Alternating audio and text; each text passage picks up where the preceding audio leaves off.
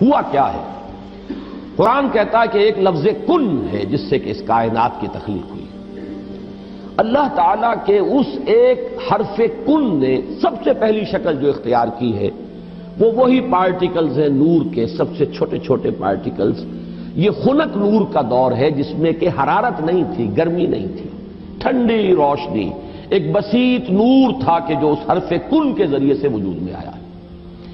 یہ جو دور ہے خنک نور کا، ذہن میں رکھیے، اس میں ابھی حرارت نہیں ہے، اس میں گرمی نہیں ہے، جو بھی ہے اندر پوشیدہ ہے اس کے، وہ بعد کا مرحلہ آئے گا جب میں عرض کروں گا۔ اس خنک نور کے دور ہی میں دو چیزیں اللہ نے اس سے پیدا کی جو صاحب شعور اور صاحب تشخص ہے۔ ایک ارواح انسانیہ، وہ بھی نورانی ہے، اس نور سے بنی۔ دوسرے ملائکہ، وہ بھی نورانی ہے اور اس نور سے بنے۔ سب سے پہلے اللہ نے حضور صلی اللہ علیہ وسلم کی روح کو پیدا کیا، کیونکہ ابتدائی مرحلہ یہی ہے۔ یہ خلق نور کا دور ہے جبکہ ابھی نہ کوئی ناری کرے تھے، نہ کہیں کسی طرح کی خاک وغیرہ کا کوئی مسئلہ تھا۔ اس کائنات میں اللہ تعالیٰ کے حرف کن نے ایک خنک روشنی کی شکل اختیار کی تھی، اس سے پیدا کی گئی ارواح انسانیہ، انہی میں ایک روح محمدی ہے صلی اللہ علیہ وسلم۔ تو اگر سب سے پہلے اللہ نے اسی کو بنایا ہو تو اس میں کوئی حرج واقع نہیں ہوتا، وہ بھی مخلوق ہے، وہ بھی اللہ کے بنانے سے وجود میں آئی ہے۔ صرف ایک تقدم زمانی اسے حاصل ہے کہ سب سے پہلے اللہ نے نبی اکرم صلی اللہ علیہ وسلم کی اس روح مبارک کو اس نور سے پیدا کیا، لیکن اسی نور سے تمام انسانوں کی ارواح پیدا کی گئی، اور انہی سے وہ عہد لیا گیا تھا لست بربکم قالوا بلی، اور اسی نور سے ملائکہ پیدا کیے گئے ہیں، جس کے بارے میں حدیث میں آپ کو بتا چکا ہوں کہ حضرت عائشہ صدیقہ رضی اللہ تعالی عنہ سے مروی ہے حضور کا یہ قول کہ اللہ تعالیٰ نے فرشتوں کو نور سے پیدا کیا۔ اس کے بعد تنزل کا مرحلہ آتا ہے۔ اب تنزل کس میں ہو رہا ہے؟ تنزل ذات باری تعالیٰ میں نہیں ہے، معاذ اللہ ثم معاذ اللہ، یہ اللہ تعالیٰ کے ایک امر کن کی جو شکل ہوئی ہے، در حقیقت اب اس میں تنزل ہو رہا ہے۔ وہ دوسرا تنزل جو ہے وہ یہ ہے کہ اس خنک نور میں بڑے بڑے ایکسپلوژنز ہوئے ہیں اور ناری کرے وجود میں آئے۔ یہ ذہن میں رکھیے کہ ایک شے ہے، اس کے اندر کوئی حرارت مخفی ہے، ظاہر نہیں ہو رہی۔ ایٹمز ہیں، ایٹمز کے اندر بہت بڑی انرجی ہے، ظاہر نہیں ہو رہی۔ اس خنک نور کے اندر بھی وہ انرجی موجود تھی لیکن انسولیٹڈ تھی، اس کا ظہور نہیں تھا۔ لیکن جب ایکسپلوژنز ہوئے ہیں تو پھر یہ کہ بڑے بڑے ناری کرے وجود میں آئے۔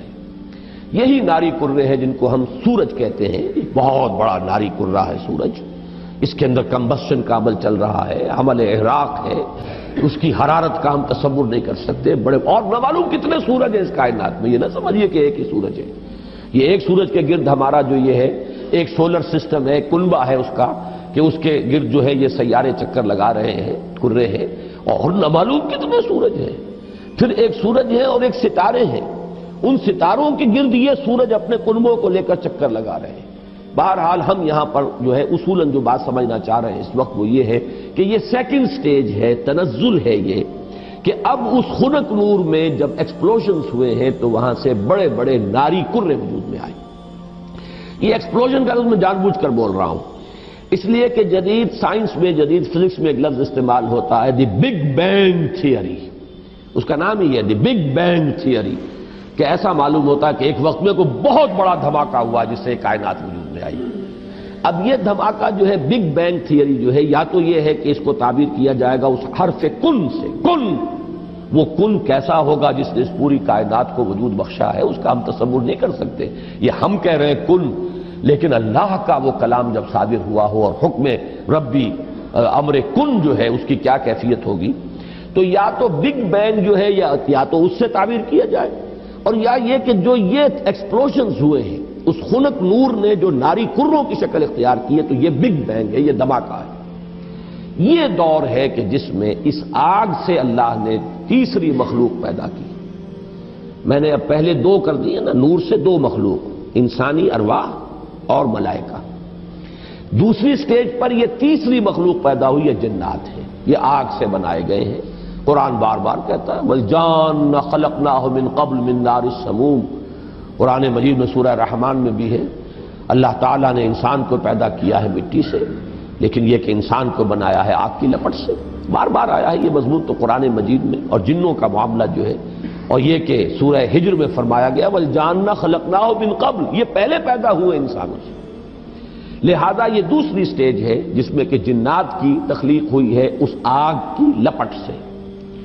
اس کے بعد جیسا کہ آپ کو معلوم ہے، اس حد تک تو میں سمجھتا ہوں کہ آگے اکثر لوگوں کے علم میں ہے جنہوں نے بھی کچھ فزکس پڑھی ہے ابتدائی، کہ پھر نظریہ یہ ہے کہ یہ جو بڑے بڑے ناری کرے تھے یہ جب تیزی کے ساتھ حرکت میں تھے تو ان سے کچھ حصے ٹوٹ ٹوٹ کر ان سے علیحدہ ہوئے اور انہی کے گرد چکر لگانے لگ گئے۔ یہ ہے در حقیقت ان سورج کے گرد جو یہ سیارے وجود میں آئے ہیں، یہ کرے جو ہیں۔ پھر یہ ٹھنڈے ہونے شروع ہوئے اور ان میں جب ٹھنڈا ہوا ہے وہ ناری کرہ تو اوپر جو ہے کرسٹ آیا، راکھ، جیسے انگارے کے اوپر راکھ آ جاتی ہے، راکھ ٹھنڈی ہوتی ہے، اندر انگارہ موجود ہے، ذرا سی راکھ ہٹ جائے اگر اور آپ کی انگلی جو ہے اس انگارے کو ٹچ کر جائے تو جلے گی، لیکن اگر راکھ اوپر ہے تو وہ آپ کو محسوس نہیں ہوگا۔ اور چونکہ ٹھنڈی چیز سکڑتی ہے لہذا اس کے اندر اب دراڑیں پڑی ہیں، کہیں پہاڑ بن گئے کہیں غاریں بن گئی، ساتھ ہی ان کے ٹھنڈے ہونے کی وجہ سے بخارات نکلے ہیں، انہی میں سے نکلے ہیں، انہی کروں میں سے بخارات نکلے ہیں۔ یہ بخارات ہیں جنہوں نے اوپر جا کر وہ جو جسے ہم فضا کہتے ہیں، ایٹماسفیئر، جس کے اندر گیسز ہیں، یہ یہیں سے انہی کروں کے ٹھنڈے ہونے سے وہ بخارات نکلے ہیں۔ جیسے کہ آپ اگر پانی ڈالتے ہیں آگ کے اوپر تو وہ ایک بھاپ بن کے اڑتی ہے، تو خیر یہ تو پانی آپ نے ڈالا ہے، لیکن یہ کہ فضائی وہ جو کرے تھے آگ کے وہ خود ٹھنڈے ہوئے ہیں تو ان میں سے بخارات نکلے ہیں، ان میں سے جو گیسز خارج ہوئی ہیں انہوں نے ایٹماسفیئر بنایا ہے۔ پھر اس ایٹماسفیرک چینجز وہاں ہوئی ہیں کہ اس میں گیسز تھیں، ہائیڈروجن بھی آکسیجن بھی، وہاں پانی بنا ہے، بجلی کے بڑے بڑے جب ہوئے ہیں ان کے اندر تو اس سے پانی بنا ہے، اور پھر دھواں دھار بارش برسی ہے۔ اب جو ہمارے ہاں یہ جو اعداد آتے ہیں لاکھوں برس تک بارش ہی برستی رہی، نتیجہ یہ ہوا کہ جو جگہیں نشیبی تھی ان میں پانی بھر گیا، سمندر وجود میں آ گئے۔ اب جہاں سمندر اور مٹی کا باہمی ربط تھا، یہ جو دلدلی علاقے کہلاتے ہیں، یہاں وہ ان آرگینک کمپاؤنڈز نے آرگینک کمپاؤنڈز کی شکل اختیار کی، یہاں سے حیات ارضی کا آغاز ہوا۔ وہ حیات نباتاتی بھی ہے اور وہ حیات حیواناتی بھی ہے، یہاں سے اس کا آغاز ہوا۔ گویا کہ کل حیوانات اور کل نباتات جو کرۂ ارضی پر موجود ہیں وہ سب کے سب در حقیقت اسی کرسٹ آف دی ارتھ سے وجود میں آئے ہیں۔ پانی اور اس مٹی کا امتزاج اور دلدل کی شکل اس کا بن جانا، اور وہاں سے ان آرگینک کی بجائے آرگینک کمپاؤنڈز کا وجود میں آنا، اور اس سے حیات کا آغاز، خواہ وہ نباتاتی حیات ہو اور خواہ وہ حیواناتی حیات ہو۔ اس حیات کا ارتقاء ہے کہ جو پھر انسان تک پہنچا ہے، وہ اس حیات، سمجھیے کہ حیات ارضی، چاہے نباتاتی ہو اور چاہے حیواناتی ہو، اس کی چوٹی کی جو شخصیت ہے وہ انسان ہے۔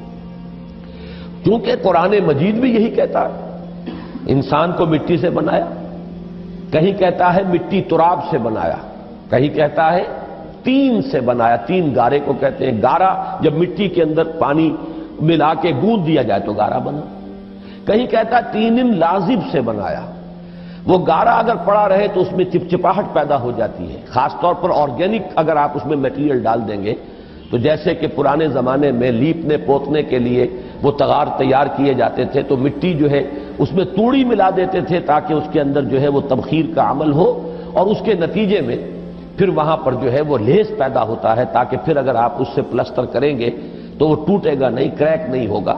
اگر ویسا گارا ہوگا تو اس سے پلسٹر کریں گے تو کریک ہو جائے گا۔ تو یہ لیس تین لازب۔ پھر کہیں کہا گیا ہے کہ وہ سوکھ کر کھنکھنانے لگا، من حمئ مسنون۔ اس کو اگر آپ دیکھیں گے جا کر تو دلدلی علاقوں کے اندر اوپر ایسی سطح بن گئی ہوتی ہے کہ جیسے بالکل وہ فلیکس ہیں اور پلیٹیں پڑی ہوئی ہے ٹوٹنے والی اور بجنے والی، کھنکنے والی۔ تو یہ مختلف الفاظ جو قرآن مجید نے استعمال کیے ہیں ان کا بڑا قریبی ایک تعلق ہے ان تمام چیزوں کے ساتھ۔ اب یہاں سے جو انسان بنا ہے، اور یہ میں عرض کر چکا ہوں اس سے پہلے سورہ نوح میں بھی چونکہ یہ مضمون آ چکا ہے، واللہ انبتکم من الارض نباتا، اللہ نے تو تمہیں اگایا ہے زمین سے جیسے اگایا جاتا ہے۔ تو یہ جو ایوولوشن ٹری ہے اس میں اصل شے ہے امر رب، جب بھی چینج آئی ہے اللہ کے حکم سے آئی ہے، یہی امر رب ڈاروین کو معلوم نہیں، اسی کی تلاش کے اندر اس نے وہ تھیوری بنائی، سروائیول آف دی فٹسٹ اور اسٹرگل فار ایگزسٹنس، اور پھر یہ کہ ایکوائرڈ کیریکٹرز کا تھرو ہیریڈیٹی جو ہے منتقل ہو جانا اگلی نسل کو، اور اس کے ایکومولیشن سے نئی ایک نو کا وجود میں آ جانا، یہ پورا فلسفہ ہے ڈارون کا، اور یہ ثابت نہیں ہو سکا آج تک۔ البتہ ارتقاء وہ میں عرض کر چکا ہوں، اس کو تو مسلمانوں نے سب سے پہلے حکماء جو ہے ابن مسکوہ اور مولانا روم سب سے پہلے ارتقاء کی بات کرنے والے تو وہ ہیں۔ لہذا یہ جو عمل ہے اس میں امر رب ہے ہر جگہ پر کہ جس نے کہ کام کیا ہے ایک سے دوسری چینج میں، لیکن نتیجہ کیا ہوا ہے؟ حیوان انسان وجود میں آ گیا۔ یہ انسان نہیں ہے، حیوان انسان ہے۔ انسان تب بنتا ہے جب وہ پہلی سٹیج کی روح اس انسان کے ساتھ، حیوان انسان کے ساتھ لا کر ملائی جاتی ہے، تب انسان وجود میں آیا ہے۔ یہ ہے در حقیقت جو ایک آنکھ بند ہے جدید سائنس کی اور جدید فکر کی اور جدید فلسفے کی، وہ اس سے واقف نہیں، وہ حیوان انسان کو جانتا ہے، ہومو سیپین سے واقف ہے، اس کے ارتقاء کی بحث کر رہا ہے۔ ہمارے نزدیک انسان در حقیقت صرف حیوان نہیں ہے، حیوان انسان ہومو سیپینز اس کا بایولوجیکل نیم آپ رکھ دیجئے، وہ چاہے اس ارتقاء کے عمل سے وجود میں آیا ہو، لیکن وہ روح جو اس میں پھونکی گئی ہے، فَإِذَا سَوَّيْتُهُ وَنَفَخْتُ فِيهِ مِن رُّوحِي فَقَعُوا لَهُ سَاجِدِينَ، تو جب میں اس کو پوری طرح تیار کر لوں، نوک پلک سنوار دوں اور اس میں اپنی روح میں سے پھونک دوں تو گر پڑنا اس کے سامنے سجدے میں۔ تو در حقیقت مقام جو ہے انسان کا، اس کی جو عظمت ہے، اس کی جو بلندی ہے، اس کی جو رفعت شان ہے، وہ جو مسجود ملائک بنا ہے، تو اس حیوانی وجود کی بنیاد پر نہیں بلکہ در حقیقت اس روح ربانی کی بنیاد پر جو اس میں پھونکی گئی۔ یہ ہے سارا تھیسس، اس کو اچھی طرح سمجھ لیں، اس میں ساری چیزیں فٹ بیٹھ گئی۔ سائنس کے ساتھ ہر سٹیج پر کوریلیشن ہے۔ نمبر 2، قرآن کے ساتھ کہیں کوئی تصادم نہیں، وہ آگ سے بنائے گئے، یہ خاک سے بنائے گئے۔ انسان کا چونکہ یہ ظاہری وجود جو ہے جسمانی، وہ تو خاک سے بنا، مٹی سے بنا، پانی سے بنا، یہی عناصر اربعہ جو ہے اس کے اندر لگائے گئے ہیں۔ البتہ جو انسان کا اصل مقام ہے وہ اس روح کی وجہ سے ہے۔ اب اس کو جان لیجئے کہ چونکہ یہ میں سورہ رحمان کے درس میں تفصیل سے واضح کر چکا ہوں، اس لیے کہ مولانا امین احسن اصلاحی صاحب نے اس مقام پر بڑی زبردست ٹھوکر کھائی ہے۔ ہمارا اجماعی عقیدہ رہا ہے سلف میں کہ جنات پر وحی نہیں ہوتی، جنات میں کوئی نبی نہیں ہوتے، نہ کبھی ہوئے ہیں، اور وہ بھی تابع ہوتے ہیں جو انسانوں میں نبی اور رسول آتے رہے، اور ان دونوں مقامات سے بھی ثابت ہو جائے گا۔ یہ میں تو حیران ہوں کہ اصلاحی صاحب نے اتنی بڑی ٹھوکر کیسے کھائی ہے، لیکن بڑا آدمی جب ٹھوکر کھاتا تو بڑی ہی کھاتا، پھر وہ چھوٹی ٹھوکر نہیں ہوتی۔ تو یہ ہمارا اجماعی عقیدہ ہے اور 100% درست ہے۔ اس کی وجہ کیا ہے کہ در حقیقت جن میں روح نہیں ہے، وہ روح وہ تو اس پہلی سٹیج کی شے ہے، جبکہ جنات کی تخلیق سیکنڈ سٹیج پر ہوئی ہے، وہ محض ناری ہے۔ لیکن انسان محض خاکی نہیں ہے، خاکی جمع نوری ہے، اس کے اندر وہ جو روح جو ہے وہ تو نوری ہے۔ آدمی زیادہ طرفہ معجونس از فرشتہ سرشتہ وز حیوان، بڑا پیارا شعر سینکڑوں برس پہلے کہہ گئے شیخ سعدی۔ یہ آدمی زیادہ عجیب معجون مرکب ہے، اس کے اندر دو چیزیں ہیں، حیوان بھی ہے، فرشتہ بھی ہے۔ اب دیکھیں کس قدر صحیح شعر ہے۔ حیوان انسان مٹی سے بنا ہے، وہ حیات ارضی کی ایک شے ہے، ارتقاء یافتہ شکل ہے، لیکن یہ کہ جو وہ اصل روحانی وجود ہے اس کا، وہ فرشتوں کا ہم پلہ ہے، ہم سر ہے، بلکہ فرشتوں سے افضل ہے، اس لیے کہ فرشتوں کو تو ان کے سامنے جھکایا گیا ہے۔ ڈٹے رہے قرآن کے ساتھ، قرآن کے کسی شے کے ساتھ تصادم نہ ہونے پائے۔ اگر کہیں ہو رہا ہے تو ہم یہ کہیں گے کہ قرآن صحیح ہے اور سائنس غلط ہے۔ ہو سکتا ہے کہ ابھی اور سائنس ترقی کرے تو وہ وہاں تک پہنچ سکے جہاں تک کہ ہمیں قرآن پہنچا رہا ہے۔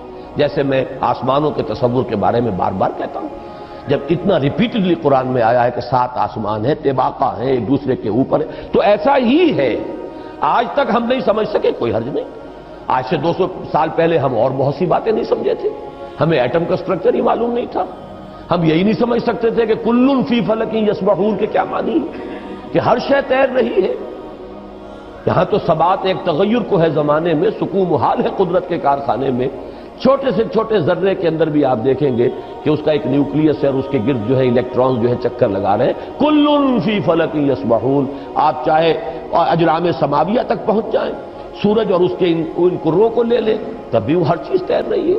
سورج بھی کھڑا نہیں ہے، سورج بھی تیر رہا ہے۔ کوئی ستارہ اور سٹار ہے جس کے گرد سورج چکر لگا رہا ہے۔ کبھی ہم نے یہ سمجھا کہ سورج کھڑا ہوا ہے، کبھی ہم نے سمجھا سورج چلتا ہے، زمین کھڑی ہوئی ہے۔ یہ ہمارے علم کے ادوار تھے، یا یوں کہیے علم کے نہیں جہالت کے ادوار تھے۔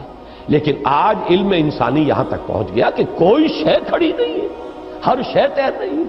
اب معلوم ہوا قرآن مجید میں ایک سے زائد جگہ پر آیا کل فی فلک یسبحون، ہر شے اپنے مدار کے اندر اپنی سطح کے اوپر تیر رہی ہے۔ اسی طریقے سے وقت آئے گا کہ جب کہ ہمیں معلوم ہوگا کہ یہ بات تھی جو آج ہمیں معلوم ہوئی، جو قرآن 7 آسمانوں کے حوالے سے بار بار کہتا ہے۔ تو جہاں سائنس جو ہے وہ ہمیں قرآن مجید سے ٹکراتی بھی محسوس ہو، وہاں ہمارا معاملہ یہ ہوگا کہ ہم قرآن پر ایمان کو محکم رکھیں گے، ہم سمجھیں گے یہ آیت متشابہات میں سے ہے، اس کا مفہوم ابھی ہم نہیں سمجھ سکتے، لیکن ہمارا ایمان آمنا بہ کل من عند ربنا، یہ پورا قرآن متشابہات ہوں یا محکمات ہوں ہمارے رب کی طرف سے ہے، ہم سب پر ایمان رکھتے ہیں۔